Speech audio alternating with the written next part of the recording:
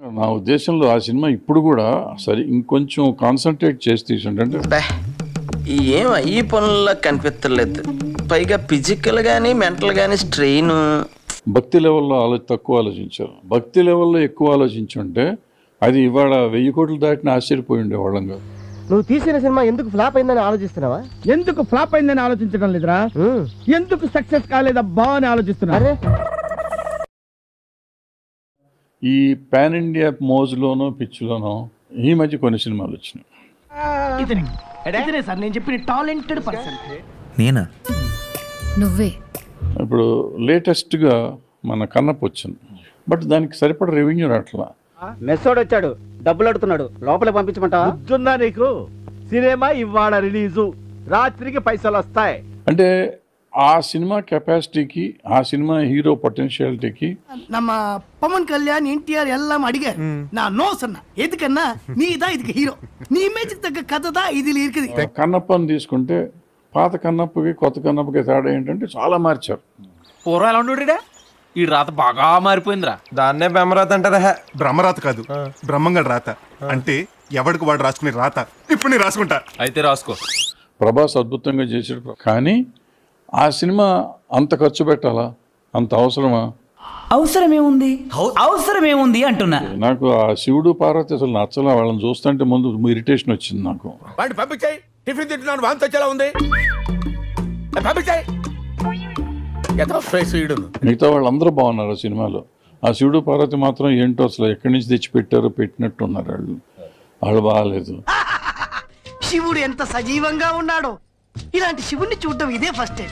హంగులు పెట్టి ఖర్చు పెట్టి 1000, 100 కోట్లు, 200 కోట్లు పెట్టి వాడు మన డబ్బులు రాలేదు అంటే అది కరెక్ట్ కాదు. కరెక్టే కదమ్మా.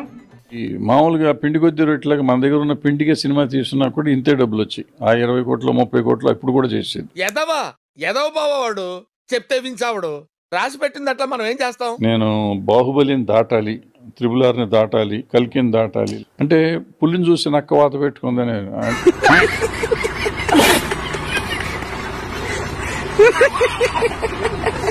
వాళ్ళ కన్నప్పకి ఆ కన్నప్పకి తేడా వచ్చేటప్పటికి ఈ పాన్ ఇండియా మోజులో ఆ భక్తిని పోగొట్టుకున్నారు వీళ్ళు. దోర ముక్కలు నంచుకు తింటే ఇప్పుడు వెళ్ళి మళ్ళీ తెమ్మనే. Fantastic, super, mind blowing, unbelievable.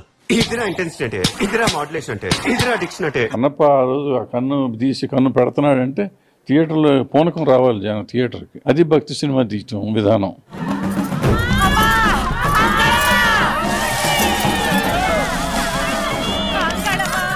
నలుగురికి పూనకాలు వచ్చినాయి అనుకోండి, గుడి కట్టి ఉండేవారు అక్కడ థియేటర్లో. గుడి ముందు పెద్ద పూనకాలు ఉండే, గుడి లోపల థియేటర్ లోపల పూనకాలు ఉండేవి.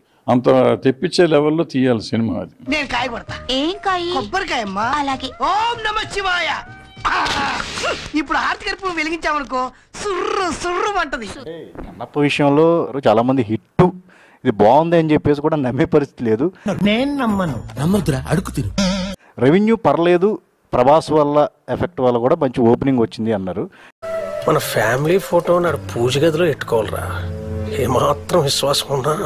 అన్నమయ్యకి ఒక ఆలోచన చేశాడు. వెంకటేశ్వర స్వామిను ఆయన భార్యలో కూర్చొని కథను నడిపిస్తూ ఉంటారు. అట్లా ఇక్కడ శివుడు పార్వతి కూర్చొని ఏది చెప్తే జరుగుతూ ఉంటాను. సో అది అవుట్డేట్ అయిపోయింది. అప్పటికి ఆయన చేశారు, ఆ రోజుకి అన్నమయ్య అయిపోయింది. ఈ రోజుకి అది అవసరం లేదు. అప్డేట్ అవ్వండి, మారండి అయ్యా. మారమని చెప్పొచ్చు కదా. ఆశీర్వదించండి మావయ్య.